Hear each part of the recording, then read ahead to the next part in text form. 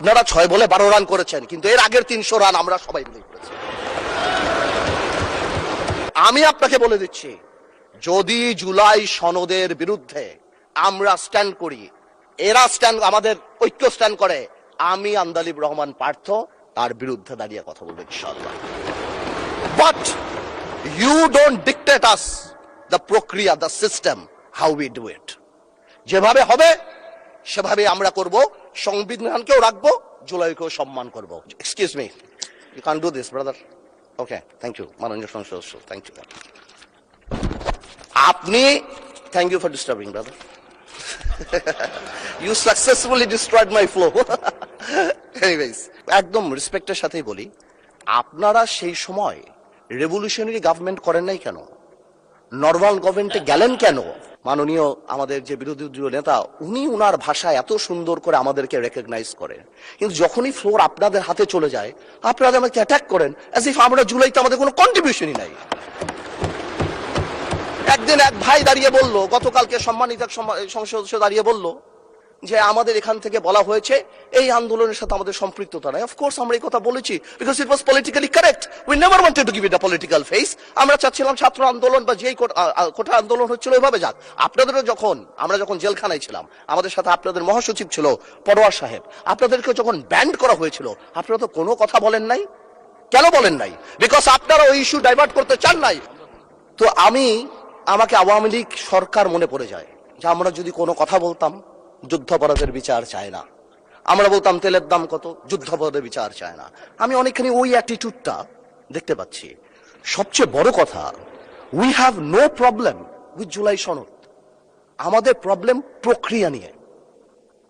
আপনারা কোন প্রক্রিয়ায় করতে চাচ্ছেন, এবং আমরা আমাদের ডিসেন্ট, নোট অফ ডিসেন্ট আগে থেকেই দেওয়া।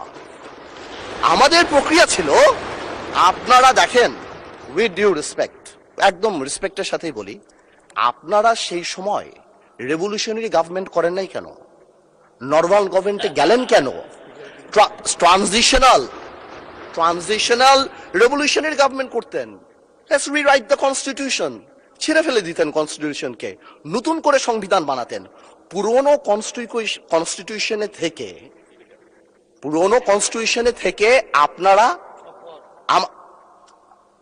কনস্টিটিউশনে থেকে আপনারা সংবিধানকেই বাতিল করে দিতে যাচ্ছেন। এটা আসলে হয় না। It is unique. The revolution was unique, এর পরবর্তী government was unique. And what we had a quasi constitutional government. Doctrine of necessity তে আমরা কখনো কনস্টিটিউশনকে সম্মান দিয়েছি। ডক্ট্রিন অফ নেসেসিটিতে সংস্কারকে মাথায় রেখে অফ কোর্স রিয়েলাইজ, যেটা তো আজকে থেকে রিয়েলাইজেশন না, 72 থেকে রিয়েলাইজেশন, আইয়ুব খানের অত্যাচার থেকে, যে আমাদের constitutional framework is set in such a way যে কোনো মুহূর্তেই আমাদের প্রিমিয়ার একজন স্বৈরাচার হয়ে যেতে পারে। সে কারণে তো গণপরিষদ করা হয়েছিল। কিন্তু আজকেও সেটা আমরা দেখছি, যে সেটা করতে যে দেখা গেছে রাষ্ট্রপতির ক্ষমতা কমাতে যে আমরা প্রধানমন্ত্রী বা ক্যাবিনেটের ক্ষমতা অনেকাংশে বাড়িয়ে দিয়েছি। দ্যাট ইজ দ্য ইস্যু, আর তো কিছু ছিল না। এই কারণেও এবার আমরা আমাদের কনস্টিটিউশনাল ফ্রেমওয়ার্ক রিয়েলাইজ করেছি, উই নিড চেঞ্জ। আমরা মনে করি, বাট আমরা আজকে এখানে, আমরা পলিটিশিয়ান, আমাদের মাথায় রাখতে হবে that we must mitigate the harshness of the relevant provisions of the Constitution. At the same time, we must uphold the spirit of July. এই ব্যালেন্স আমাদেরকে করতে হবে। কিন্তু আপনারা তো আমাদেরকে লগর সেটে পাঠিয়ে দিচ্ছেন।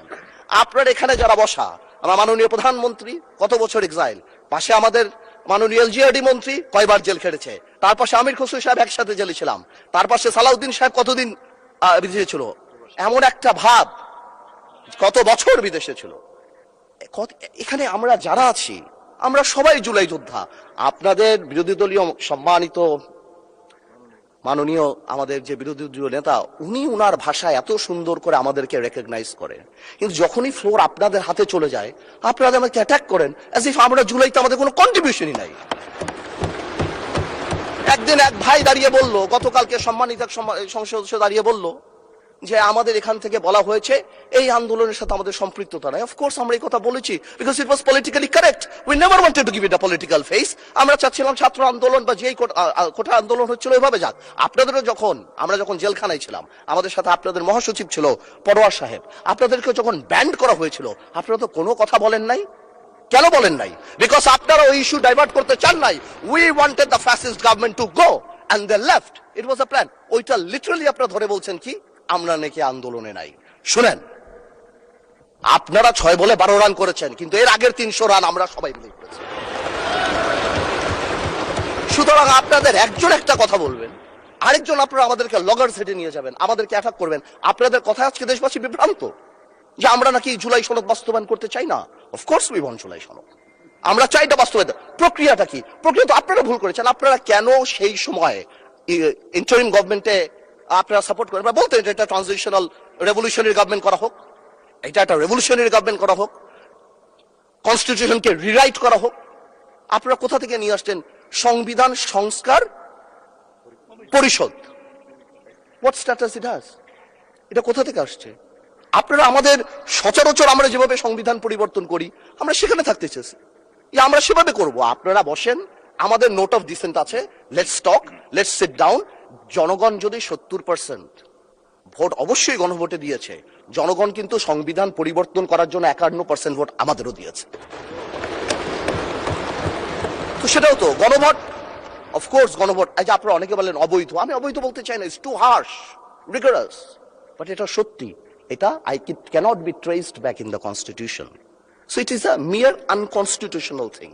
আপনারাই তো বলছেন অবৈধ, আমি তো ইলিগাল বলতে চাই না, বিকজ এই গণভোট আমরা চেয়েছি, is a gesture of ours, যে we want to involve the people of the country, আমরা জনগণকে সম্পৃক্ত করতে চেয়েছি।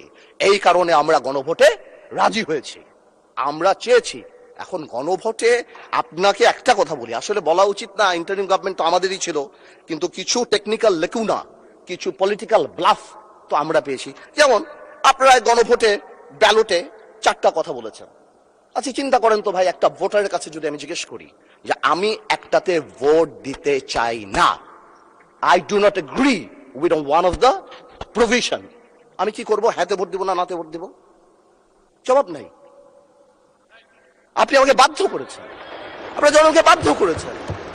তাহলে আপনি এখানেই প্রথম থেকে বলে দিচ্ছেন সংসদ নিম্নলিখিত প্রস্তাব সমূহের প্রতি আপনার সম্মতি জ্ঞাপন করিতেছেন না। তার মানে এই আদেশ, যেটাকে বারবার ইলিগাল বলা হয়, আমার ভাই আইনও দিল, ওই আইনের ব্যাপারে আমি আসতেছি। তো এই আদেশে এতগুলি আদেশ, এর মধ্যে থেকে মাত্র মাননীয় স্পিকার 4টা নিয়ে আপনি গণভোট করলেন, মানে বাকি আদেশের তো দাম নাই, এটা আপনি বলে দিলেন। You only need consent. মাত্র এই 4টে আপনি জনগণের রায় ছিলেন, আর আপনার যে বাকি প্রভিশন গুলি আছে সেগুলি রায় কোথায়? সেগুলি আপনি চান নাই। তার মানে you yourself undermine the provision of the আদেশ অফ দ্য অর্ডার। তাহলে আপনি সবই জানতেন। আপনি লাস্টে, এই গণভোটের লাস্টে আপনি লিখে দিতেন যে আমরা জুলাই সনদ যেভাবে এমবেডেড করব, যেভাবে আমরা অন্তর্ভুক্ত করব। Excuse me, you can do this brother. Okay, thank you মাননীয় সংসদ, থ্যাংক ইউ। আপনি, thank you for disturbing brother, you successfully destroyed my flow. Anyways, আপনি এই 4টা যে লিখে দিলেন, মাননীয় সদস্য আপনি স্পিকারকে অ্যাড্রেস করে বলেন, ওদেরকে অ্যাড্রেস করবেন। আসলে একটু আবেগ বিবেক দুটার মিশ্রণ হয়ে যায়, তো এটা ঝামেলা হয়ে যায়।